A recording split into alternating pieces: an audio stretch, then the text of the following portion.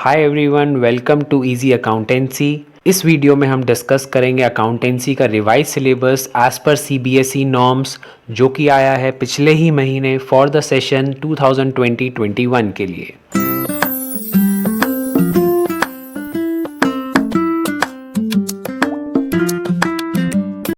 As you all know, accountancy का paper consist of two parts. एक होता है theory that is for 80 marks and one is the project work for 20 marks.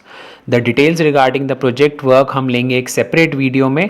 इस video में we'll be confining everything about the theory portion that is of 80 marks. Majorly, accountancy theory portion consists of two parts, Part A and Part B. Part A is accounting for not-for-profit organizations, partnership firms and companies, and Part B is just the analysis of the financial statements of companies. Part A में हमारे पास हैं 3 units, जिसमें से first unit is financial statements of not for profit organisations. इसमें we'll be doing कि एक non for profit organisation क्या होती है, preparation of receipts and payments account, income expenditure account and all related aspects.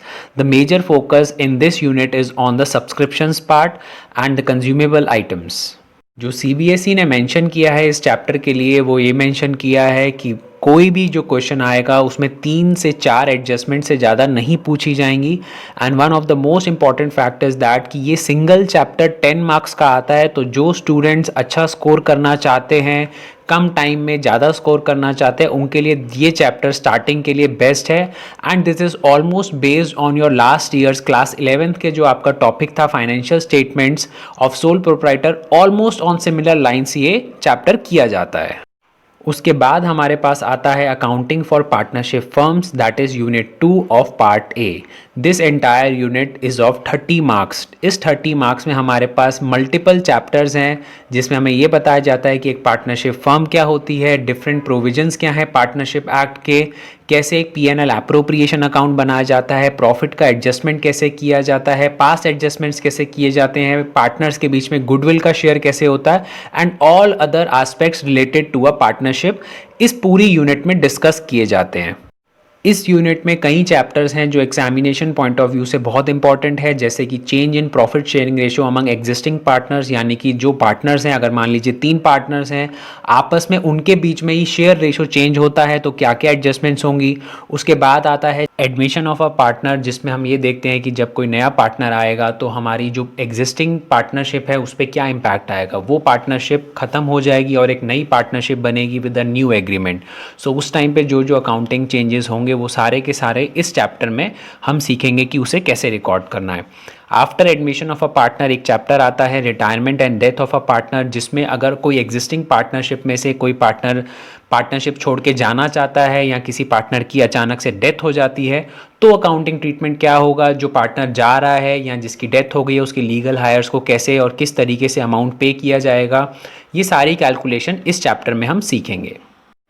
इस unit का last जो chapter है that is dissolution of partnership firm, जिसमें ये होता है सारा ट्रीटमेंट इस तरीके से किया जाता है कि जब हम एक पार्टनरशिप फर्म बंद होती है, पूरी की पूरी पार्टनरशिप बिजनेस क्लोज हो रहा है, तो उसके एसेट्स कैसे सेल आउट होते हैं, उनको कैसे रियलाइज़ किया जाता है, जो डेटर्स होते हैं उनका पेमेंट मैकेनिज्म क्या रहता है, पहले किसको पे किया जाता है, बैंक से जो लोन लिया है उसको पे किया जाता है, पार्टनर्स के किसी रिलेटिव ने लोन दे रखा है उसे पे किया जाता है, पार्टनर्स प्रॉफिट निकालते हैं अपना।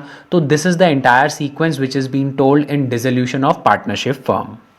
पार्टनरशिप के बाद नंबर आता है कंपनीज का, that is unit 3 accounting for companies. Accounting for companies में जो सबसे पहली चीज़ हम समझते हैं that is accounting for share capital, कि एक कंपनी जब कैपिटल रेस करती है तो उसकी अकाउंटिंग ट्रीटमेंट क्या होती है, किस तरीके से वो कैपिटल रेस करती है, कौन कौन से ऑप्शंस होते हैं उसके पास कैपिटल रेस करने के, इक्विटी शेयर्स, प्रेफरेंस शेयर्स, और उनका डिफरेंट तरीके से अकाउंटिंग ट्रीटमेंट क्या होता है। कई बार कंपनी फेस वैल्यू पे शेयर इशू करती है, कभी कभार उसको प्रीमियम पे सेल करती है, कभी कभार प्रीमियम इशू करती है। तो दोनों केसेस में अकाउंटिंग ट्रीटमेंट क्या होगा, किस तरीके से share capital portion of balance sheet बनेगा, ये सारा का सारा अकाउंटिंग फॉर शेयर कैपिटल में बताया जाएगा। उसके बाद इसी यूनिट का लास्ट चैप्टर आता है accounting for debentures. As compare to previous years इस साल अकाउंटिंग फॉर डिबेंचर्स में काफ़ी चीज़ें हटा दी गई हैं। सिर्फ बेसिक ट्रांजैक्शंस हैं कि एक डिबेंचर जब कंपनी इशू करती है that is just like a loan, तो कंपनी कौन कौन सी अकाउंटिंग ट्रांजैक्शंस करेगी, और कुछ थ्योरेटिकल पोर्शन ही इस चैप्टर में रह गया है। तो ये था part A of theory portion which consist of 60 marks का एंटायर कोर्स। उसके बाद आता है part B, that is financial statement analysis. Financial statement analysis is just an extension of company accounts only. उसमें हम एनालाइज करते हैं जो हम कंपनी के अकाउंट्स बनाते हैं, उसकी बैलेंस शीट, उसका statement of profit and loss, different तरीकों से एनालाइज किया जाता है। ये एक सेपरेट बुक है जो कि पूरी 20 मार्क्स की पूछी जाती है। इसके अगेंस्ट एक ऑप्शन होता है बोर्ड एग्जाम में, दैट इज कंप्यूटराइज अकाउंटिंग। क्योंकि मोस्ट ऑफ द स्कूल्स इसी पोर्शन को अडॉप्ट करते हैं, एनालिसिस ऑफ फाइनेंशियल स्टेटमेंट्स, तो इस वीडियो में हम एनालिसिस ऑफ फाइनेंशियल स्टेटमेंट्स को ही डिस्कस करेंगे। इस बुक में हमें सबसे पहले बताया जाता है कि एक कंपनी के फाइनेंशियल स्टेटमेंट्स क्या होते हैं, उसके ऑब्जेक्ट्स क्या होते हैं, उसके कंटेंट्स क्या होते हैं, उसके कंपोनेंट्स क्या होते हैं, जस्ट लाइक उसकी बैलेंस शीट कैसे बनाई जाती है। बैलेंस शीट के अंदर एक एक कंपोनेंट को समझाया जाता है इनिशियली।